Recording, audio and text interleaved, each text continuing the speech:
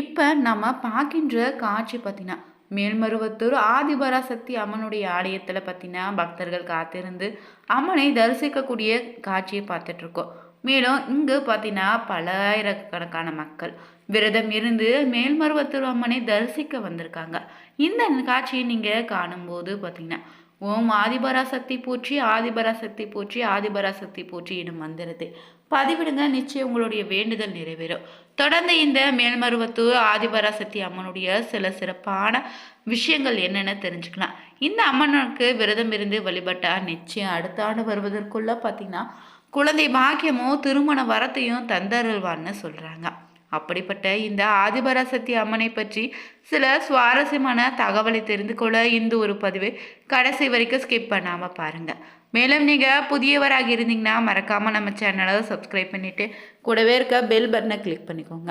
தனிப்பட்ட முறையில் உங்கள் ஜாதகத்தில் இருக்கக்கூடிய பிரச்சனைக்கு சரியான ஒரு பரிகாரத்தை பெற்றுக்கொள்ள நினைத்தா வீடியோவில் டிஸ்கிரிப்ஷனில் நம்பர் கொடுத்துருப்போம்.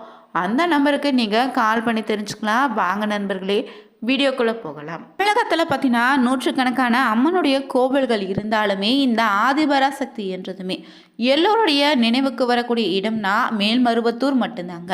அதே போல் சென்னையை சுற்றி முக்கிய கோவில்கள் என்றதும் நினைவுக்கு வரக்கூடிய ஒரு ஆலயம்னா இந்த மேல்மருவத்தூர் அம்மன் மட்டும்தாங்க. உலகில் பல நாடுகளில் இருந்தும் லட்சக்கணக்கான பக்தர்கள் பார்த்திங்கன்னா இந்த மேல்மருவத்தூர் ஆதிபராசக்தி அம்மனை தரிசிக்க சித்தர் பீடத்திற்கு வந்து வழிபட்ட வண்ணமே இருக்காங்க. இந்த மார்கழி மாதத்தில் பார்த்தீங்கன்னா மாலை அணிந்து விரதம் இருந்து பக்தர்கள் லட்சக்கணக்கான பக்தர்கள் பார்த்தீங்கன்னா மேல்மருவத்தூருக்கு சென்று வழிபட்டு கொண்டு இருக்கக்கூடிய நேரத்தில் இந்த ஆலயத்தை பற்றி நம்ம தெரிஞ்சுக்கிறோம்.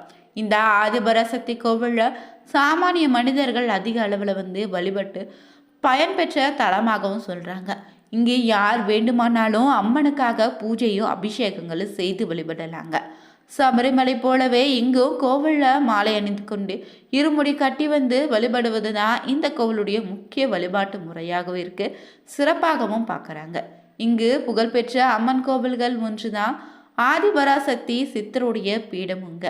செங்கல்பட்டு மாவட்டத்தில் மேல்மருவத்தூரில் இந்த ஒரு ஆலயம் அமைந்திருக்கு.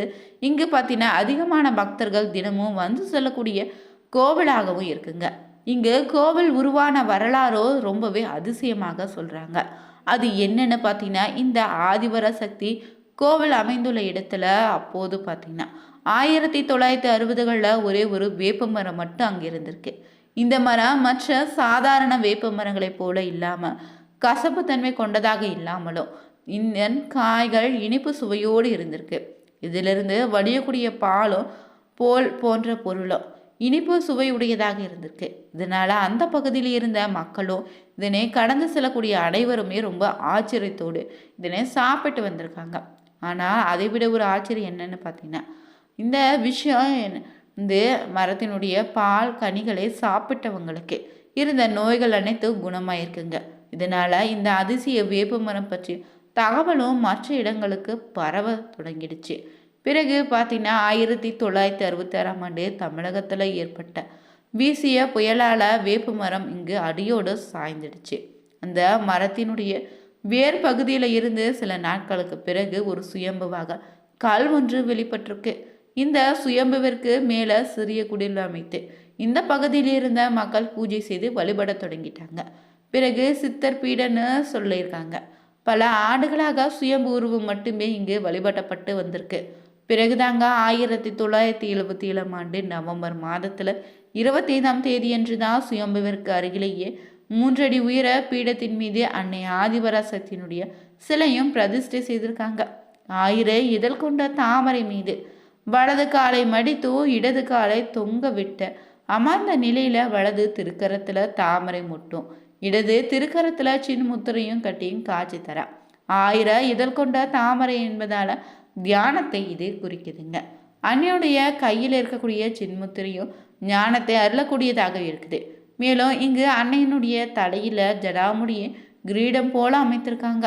மேலும் இந்த ஆலயத்துடைய சிறப்பு என்னன்னு பார்த்தீங்கன்னா ஒரே தாய் ஒரே மனிதக்குழு என்பதை உணர்த்தும் விதத்தில் ஆதிபராசக்தி சித்தருடைய பீடம் அமைந்திருக்குங்க.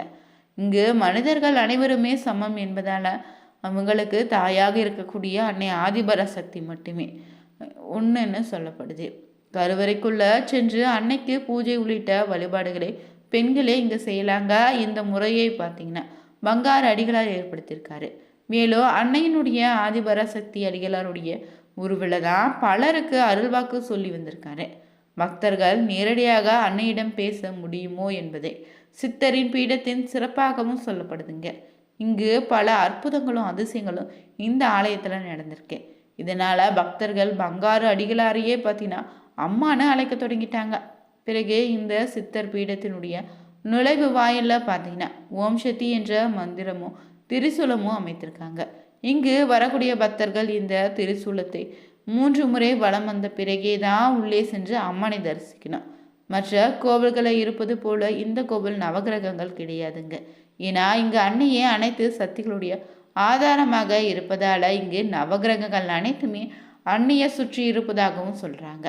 நவகிரகங்கள்னு தனியாக வணங்க வேண்டிய இங்கு அவசியம் ஒன்றும் கிடையாது. அதே போல் இந்த ஆலயத்தில் பார்த்தீங்கன்னா இருக்கக்கூடிய மற்றொரு சிறப்பு புற்று மண்டபம் தான். இங்குள்ள புற்றினுடைய அமைப்பு அம்மனுடைய பாம்பு வடிவில் வசிப்பதாகவும் நம்பிக்கையாக சொல்கிறாங்க. இந்த மண்டபத்தில் இரவு நேரங்களில் தங்கக்கூடிய பக்தர்களுடைய கனவுல பாம்பின் உருவல இன்று வரை அன்னை பராசக்தி காய்ச்சி குடித்து வரக்கூடிய அதிசயம் நிகழ்ந்துட்டு இது எங்கே இருக்குது. புற்று மண்டபத்துக்கு வலதுபுறம் பார்த்தீங்கன்னா சப்த கன்னியர் கோவில் இருக்கு. இதற்கு கூரையும் கிடையாது. அதே போல 1974ஆம் ஆண்டு சப்த கன்னியர் சன்னதி அமைத்திருக்காங்க. சப்த கன்னியர்களும் ஆதி பராசக்தியினுடைய பரிவார தேவதைகளாக சொல்வதால இவங்களுக்கு மேல்மருவத்தூர் கோவில்ல முக்கிய வழிபாட்டுல முக்கிய இடமும் கொடுத்துருக்காங்க. இந்த ஆலயத்தினுடைய சிறப்பு என்னன்னா பங்காரு அடிகளாருடைய உருவலம் தான் ஆதி பராசக்தியே சாமானிய மனிதர்களுடன் பேசுவதாகவும் சொல்றாங்க. 21 சித்தர்களுடைய ஜீவ சமாதிகளும் ஒன்றிணைந்த இடமாகவும் இருக்குங்க. இங்கு பார்த்தீங்கன்னா எந்த ஒரு பாகுபாடும் கிடையாது. யார் வேண்டுமானாலும் கோவிலுக்குள்ளே சென்று அன்னையை வழிபட முடியும். மேலும் பெண்கள் அன்னையினுடைய கருவறைக்குள்ளே சென்று பூஜை அபிஷேகம் அலங்காரம் கூட செய்யலாம். இந்த கோவிலில் நாகப்பீடத்தில் எலுமிச்சை விளக்கேற்றி வழிபட்டால் குடும்பம் பார்த்தீங்கன்னா பலம் மேம்படும். அனைத்து பாவங்கள் இருந்தும் நிச்சயம் விடுபட முடியுங்க. அதே போல் அங்க பிரதட்சணம் செய்து வழிபடுவது இங்கே ஒரு முக்கிய வேண்டுதலாகவும் இருக்குது. அங்கே பிரதட்சணம் செய்து வேண்டிக் கொண்டா அவங்களுக்கு அனைத்து நலன்களும் கிடைப்பதாகவும் சொல்கிறாங்க. மேலும் இங்கு நவராத்திரி அங்க பிரதட்சணம் செய்வது பாவ விமோச்சனத்தை தரக்கூடிய வழிபாடாகவும் சொல்லப்படுது. இந்த கோவிலில் ஆடிப்புற நாளில் பக்தர்களே தங்கள் கைகளால் சுயம்பு ரூபத்திற்கு பால் ஊற்றி அபிஷேகம் செய்யப்படுறாங்க. பூஜைகள் செய்வதற்கு சாதாரண மனிதர்களும் இங்கு அனுமதிக்கப்படுறாங்க. மேலும் தமிழ் மன்றங்கள் வேள்விகள் கலச விளக்கு பூஜைகள்னு குறிப்பிட்ட கால இடைவெளியில் பார்த்திங்கன்னா இங்கு நடத்துகிறாங்க. உலக நன்மைக்காக யாகங்களும் இங்கு நடத்தப்பட்டு தாங்க வருது. இந்த ஆலயத்தில் அதர்வன பத்திரகாளிக்கு தனி சன்னதி இருக்கு. இவளை வேண்டிக் கொண்டா அனைத்து தீய சக்திகளை இருந்து விடுபட முடியும்னு சொல்றாங்க. மேலும் இங்கு ஆதிபராசக்தி பீடங்கள் சக்தி மன்றங்கள் உலகம் முழுவதும் அமைக்கப்பட்டு அதன் மூலம் பல சமூக பணிகளும் மேற்கொள்ளப்பட்டு தாங்க வருது. இந்தியா, மலேசியா, இலங்கை, சிங்கப்பூர், நைஜீரியான்னு 5000க்கு மேற்பட்ட அதிகமான மன்றங்களும் உலகம் முழுவதும் இருக்குதுங்க. இங்கு பார்த்தீங்கன்னா எவர் ஒருவர் முறையாக விரதம் இருந்து மேல்மருவத்தூர் ஆதிபராசக்தி அம்மன் ஆலயத்திற்கு 108 முறை மந்திர ஜபம் தியானம் செய்வது எந்த ஒரு தீய சக்திகளையும் அவங்களை நெருங்காமல் இருக்கணும்னு சொல்கிறாங்க. மேலும் இந்த ஆலயத்தில் நடைத்திருக்கக்கூடிய நேரமாக பார்த்தீங்கன்னா அதிகாலை 3 மணி முதல் பகல் 1 மணி வரையிலும், மாலை 3 மணி முதல் இரவு 8 மணி வரையிலும் கோவிலுடைய நடை திறந்திருக்குங்க. ஞாயிறு, செவ்வாய், வெள்ளி, அமாவாசை, பௌர்ணமி, சித்தர் பீட திருவிழான்னு முக்கிய நாட்களில் காலை முதல் இரவு வரையுமே கோவில் நடை அடைக்கப்படுவதில்லை. இங்கு கொண்டாடக்கூடிய சிறப்பான விழாக்களாக பார்த்தீங்கன்னா தைப்பூசம், யுகாதி, தமிழ் புத்தாண்டு, சித்ரா பௌர்ணமி, ஆடிப்பூரம், நவராத்திரி, பௌர்ணமி, அமாவாசை நாட்களில் அடிகளாருடைய பிறந்த நாட்களும் மார்ச் 3ஆம் தேதி என்று சிறப்பாக கொண்டாடப்படுது. சென்னையில இருந்து பார்த்தீங்கன்னா 92 கிலோமீட்டர் தொலைவில் மேல்மருவத்தூர் ஆலயம் அமைந்திருக்கு. இங்கு சென்னையில இருந்து மற்ற ஊர்களில் இருந்து வருவதற்கு பஸ், ரயில் வசதிகளும் செய்திருக்காங்க.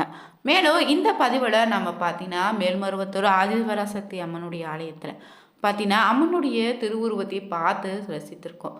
இந்த வீடியோ காட்சி உங்களுக்கு பிடித்திருந்தால் நீங்களும் ஓம் ஆதிபராசக்தியை போற்றி எனும் மந்திரத்தை 3 முறை கமெண்ட் பாக்ஸில் பதிவிடுங்க. மேலும் நீங்கள் புதியவராக இருந்தீங்கன்னா மறக்காமல் நம்ம சேனலை சப்ஸ்கிரைப் பண்ணிவிட்டு கூடவே இருக்க பெல் பட்டனை கிளிக் பண்ணிக்கோங்க. இந்த ஆலயத்திற்கு சென்று வழிபட்டு இருந்தால் எந்த நாளில் சென்றுங்கன்னு தவறாமல் நம்ம கமெண்ட் பாக்ஸில் பதிவிடுங்க. அனைவருக்கும் நன்றி நண்பர்களே.